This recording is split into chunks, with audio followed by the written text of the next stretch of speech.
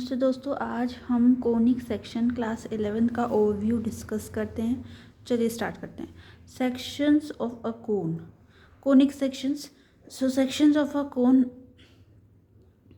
let L be a fixed vertical line and M be the another line intersecting it at a fixed point V and inclined to it at an angle alpha. Suppose we rotate the line M around the line L in a such a way. Suppose we rotate the line M around the line L in such a way that the angle alpha remains constant. Then the surface generated is a double napped right circular hollow cone, herein after referred as a cone and extending indefinitely in both the direction. तो ये आप देख सकते हैं, ये अपर nap होगा, ये lower nap है, ये एक्सिस है, इसके अलॉन्ग हमने रोटेशन किया है। ठीक है, जिसमें अल्फा हमेशा कांस्टेंट रखा है। ये प्लेन, तो यहाँ पर जो पॉइंट वी है आपका वो वर्टेक्स कहलाएगा, जो लाइन एल है वो आपकी एक्सिस ऑफ कोन कहलाएगी, और रोटेटिंग लाइन जो एम है, ये जो लाइन एम है इसको ही हमने रोटेट किया है, तो इसे हम जनरेटर ऑफ द कोन कहेंगे। और जो वर्टेक्स है वो सेपरेट कर रहा है आपका, जो वर्टेक्स है वो सेपरेट कर रहा है आपके कोन को टू पार्ट्स कॉल्ड नैप्स, उसको दो पार्ट्स में सेपरेट कर रहा है। ये अपर नैप हो गया, ये लोअर नैप हो गया। अगर हम इंटरसेक्शन की बात करें, if we take the intersection of a plane with a cone, plane का कोन से इंटरसेक्शन की अगर हम बात करें, then the section so obtain is called the conic section, इसे हम कोनिक सेक्शन कह देंगे। This conic section are the curves obtain by intersecting a right circular cone by a plane. एक राइट सर्कुलर कोन को plane से जब हम intersect कराते हैं तो कोनिक के डिफरेंट सेक्शंस बनते हैं। ठीक है, so we obtain a different kinds of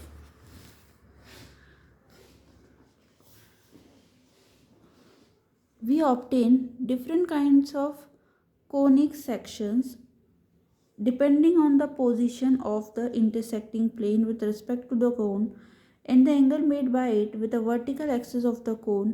Let beta be the angle made by the intersecting plane with the vertical axis. तो ये हमने देखा है कि ये जो बीटा है वो एंगल है जो प्लेन का वर्टिकल एक्सिस के साथ जो एंगल बना रहा है।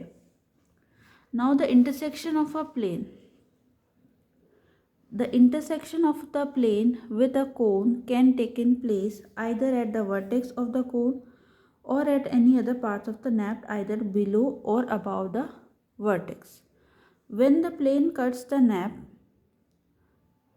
other than vertex of the cone, we have the following situations. तो हमारे पास वैसे सिचुएशन होती है, अगर बीटा एंगल 90 डिग्री होता है तो जो सेक्शन होता है वो सर्कल होता है। When alpha is less than beta is less than 90 degree, the section is an ellipse, the section is an ellipse. When beta is equals to alpha, the section is a parabola. तो beta जब alpha के equal हो जाएगा तो वो parabola बन जाएगा। जब बीटा जो है 90 डिग्री से छोटा और अल्फा से बड़ा होगा तो एलिप्स बनेगा।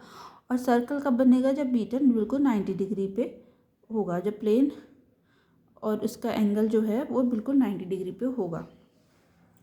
और फोर्थ सिचुएशन ये होगी जब बीटा अल्फा से छोटा होगा, 0 से बड़ा या उसके इक्वल होगा, तो जो प्लेन कट करेगा वो किस तरह से, both the nap and the curve जो फॉर्म होगा वो हाइपरबोला होगा, वो दोनों को कट करेगा तो जो कर्व बनेगा वो हाइपरबोला बनेगा। Indeed these curves are important tools for present day exploration of the outer space and also for the research into the behavior of atomic particles. We take a conic section as a plane curves.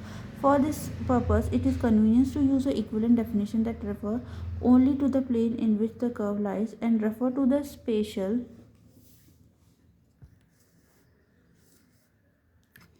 We take a conic section as a plane curve. For this purpose, it is convenient to use equivalent definition that refer only to the plane in which the curve lies and refer to the special points and lies in the plane called foci and directrix.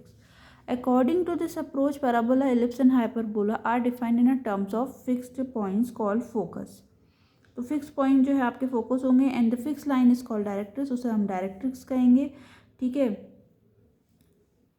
in which curve lie and refer to the special points lines in a plane called foci and directrix.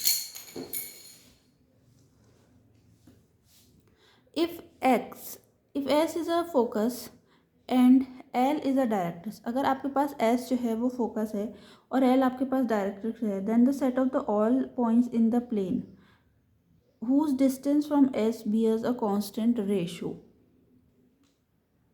E is called the eccentricity to their distance from L is a conic section. As a special case of ellipse, we obtain a circle for which E is equals to 0 and hence we study the different. तो S आपका focus होता है, L directrix होगी और जो set of all the points होगा plane के अंदर जिसका डिस्टेंस जो है S से distance from S bears a constant ratio, वो एक कांस्टेंट रेशो बियर करेगा जिसे हम एसेंट्रिसिटी कहेंगे, to their distance from the L is a conic section. तो सर्कल की अगर हम बात करें तो एक circle is a set of all the points होता है प्लेन में which are the fixed distance from a fixed point in the plane. The fixed point is called the center of the circle and the distance from the center to any point on the circle is called the radius of circle. तो आप ये देख सकते हैं equation of जो circle है, circle की जो इक्वेशन है of a circle with a radius r having a h comma k. तो सेंटर जो है एच कोमा के है, रेडियस आर है, तो उसकी इक्वेशन क्या हो जाएगी एक्स माइनस एच. एक्स ये पी कोई भी एक पॉइंट है एक्स कोमा वाई, तो इसका डिस्टेंस जो हो जाएगा वो एक्स माइनस एच का square plus y minus k का square is equals to r square. जो जनरल इक्वेशन होगी सर्कल की उसे हम कैसे लिखेंगे, x square plus Y square plus 2gx plus 2fy plus c is equals to 0, जहाँ पर जी एफ और सी जो हो गए वो आपके कॉन्स्टेंट्स होंगे. ठीक है, अब हम बात करते हैं centre of a circle. Circle के सेंटर की अगर हम बात करें तो माइनस जी और माइनस एफ जो होता है वो सर्कल का अगर हम सेंटर हो जाएगा इस इक्वेशन के अकॉर्डिंग, तो माइनस जी और माइनस एफ सेंटर हो जाएगा सर्कल का. ये जो जनरल इक्वेशन थी सर्कल की. और रेडियस जो होगा वो कैसे निकलेगा, under root of G square plus F square minus C से. ठीक है, तो जो जनरल इक्वेशन ऑफ सर्कल होगी वो पास करेगी ओरिजिन से, इज गिवन बाय, उसे हम कैसे लिखेंगे, x square plus Y square plus 2gx plus 2fy is equals to 0. तो जो जनरल इक्वेशन होगी सेकेंड डिग्री कि वो A X square plus 2hxy plus B Y square plus 2gx plus 2fy plus C equals to 0 होगी. ये represent करेगी एक circle को. तो इसके अंदर जो एक्स स्क्वायर का कोफिशिएंट होगा of x square equal to the coefficient of y square, और ए और बी यहाँ पर जो होंगे, ए और बी यहाँ पर जो होंगे वो आपके नॉट इक्वल्स टू 0 होंगे. और जो सेकंड है वो है coefficient of x y is 0. जो एक्स वाई का कोफिशिएंट होना चाहिए वो 0 होना चाहिए, that is h is equals to 0. ठीक है, तो ये सर्कल को रिप्रेजेंट करेगा. पैरामेट्रिक इक्वेशन की अगर हम बात करें तो पैरामेट्रिक इक्वेशन के अंदर जो सर्कल होगा वो x square plus Y square equals to r square होगा, जहाँ पर एक्स की वैल्यू अगर आप आर कॉस थीटा लिखते हो और वाई की वैल्यू आर साइन थीटा लिखते हो तो थीटा जो होगा वो पैरामीटर होगा. और पैरामेट्रिक इक्वेशन तो इस तरह से बन जाएगी, वो हो जाएगी एक्स माइनस एच का स्क्वायर और प्लस वाई माइनस के का square equals to r square. Equation के अंदर आप एक्स माइनस एच की जगह आर कॉस थीटा और वाई माइनस के की जगह आर साइन थीटा लिख देंगे. तो जब इनको हम सॉल्व करेंगे तो एक्स इज इक्वल्स टू आपका एच इधर चला जाएगा, यानी H plus R cos theta, इन दोनों को हमने कंपेयर किया, मतलब एक्स माइनस एच को हमने आर कॉस थीटा लिखा है, तो ये आ जाएगा आपके पास. और वाई की वैल्यू के प्लस आर साइन थीटा आ जाएगी. तो ये आप देख रहे हो सर्कल है, ये पॉइंट है, ये रेडियस है और थीटा एंगल है. जो जनरल इक्वेशन ऑफ सर्कल हो जाएगी involving the 3 constant which implies that at least 3 conditions are required to determine the circle uniquely.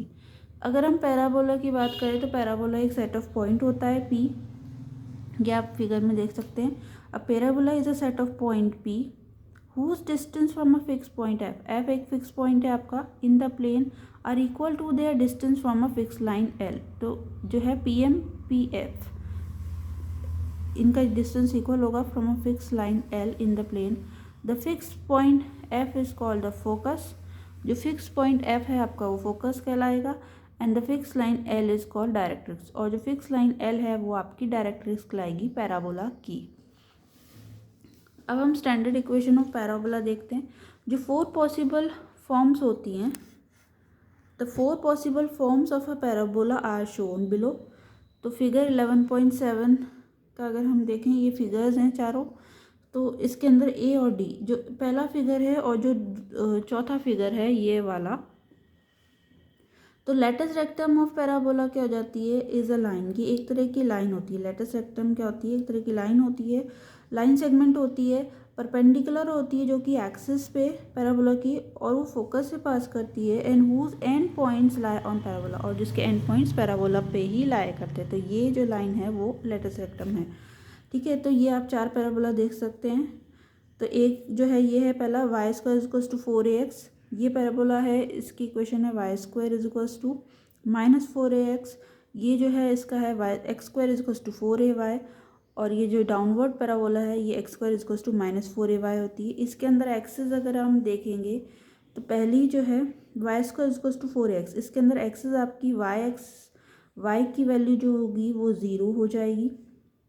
ठीक है, डायरेक्ट्रिक्स की बात करेंगे तो x is equals to -a उसकी इक्वेशन हो जाएगी। वर्टेक्स आपका 0,0 रहेगा, और फोकस के पॉइंट आपके a,0 हो जाएंगे। Length of latus rectum 4a हो जाएगी, और इक्वेशन ऑफ लेटस रेक्टम जो है वो x is equals to a हो जाती है।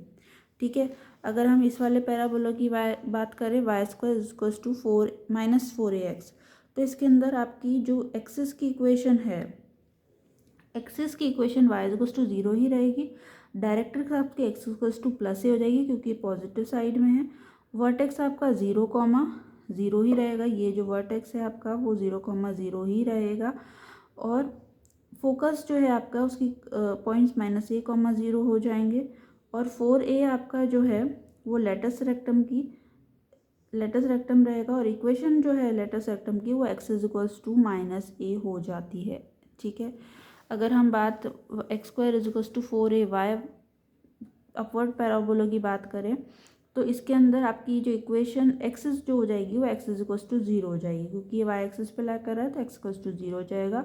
y is equals to minus है आपकी डायरेक्ट्रिक्स की इक्वेशन हो जाएगी, क्योंकि ये y is equals to -a आपकी डायरेक्ट्रिक्स की इक्वेशन हो जाएगी। 0,0 आपका वर्टेक्स हो जाएगा, और 0,a आपका लेंथ ऑफ फोकस हो जाएगा, और इसके अलावा लेंथ ऑफ लेटस रेक्टम की अगर हम बात करें तो वो 4a ही रहेगी, और y is equals to a वो इक्वेशन हो जाएगी लेटस रेक्टम की। डाउनवर्ड पैराबोला की अगर हम बात करें तो इसके अंदर x square is equals to -4ay आपकी फॉर्म हो जाएगी पैराबोला की। इसके अंदर आपकी x इज इक्वल्स टू 0 रहेगी, एक्सिस जो है आपकी वो x इज इक्वल्स टू 0 रहेगी, क्योंकि ये y एक्सिस पे आपको दिख रहा है, इसलिए एक्सिस x इक्वल्स टू 0 रहेगी। y is equals to a जो है आपकी डायरेक्ट्रिक्स रहेगी, ये y is equals to a आपकी डायरेक्ट्रिक्स की इक्वेशन। वर्टेक्स आपका 0,0 रहेगा, लेकिन फोकस 0,-a हो जाएगा इसके अंदर, और लेंथ ऑफ लेटस रेक्टम इसकी लेंथ 4a रहेगी, लेकिन इक्वेशन जो है लेटस रेक्टम की वो y is equals to -a हो जाएगी। तो ये आपकी टेबल है जिसको आप देख सकते हैं।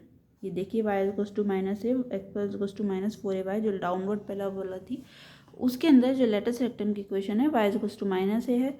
Y square equals to 4ax में equation of latus rectum x equals to a है, इसके अंदर x इक्वल्स टू -a है, इसके अंदर y इक्वल्स टू a है।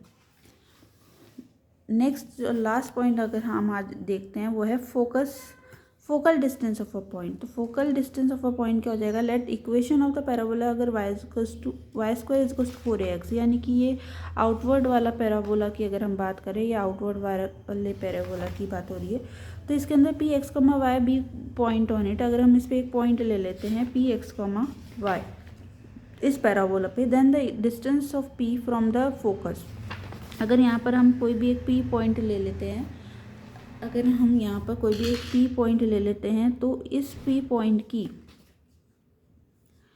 फोकस a,0, जैसे हम यहाँ पर कोई भी एक पॉइंट ले लेते हैं तो इस पॉइंट की फोकस से जो दूरी होगी, डिस्टेंस जो होगा, is called the focal distance, इसे हम फोकल डिस्टेंस कह देंगे। Is called the focal distance of a point. F v की वैल्यू अगर हम निकालें तो वो क्या हो जाएगी, डिस्टेंस जो हो जाएगा फोकल डिस्टेंस वो x माइनस ए का स्क्वायर प्लस वाई स्क्वायर हो जाएगा। x माइनस ए का स्क्वायर, क्योंकि इसके अंदर x कोऑर्डिनेट ही है और y कोऑर्डिनेट 0 है, तो Y square as it is आ जाएगा। डिस्टेंस निकाल रहे हैं हम, ठीक है, क्योंकि पॉइंट का जो कोऑर्डिनेट है वो एक्स वाई है, तो x माइनस ए का स्क्वायर y माइनस 0 का स्क्वायर, तो x माइनस ए स्क्वायर प्लस 4ax।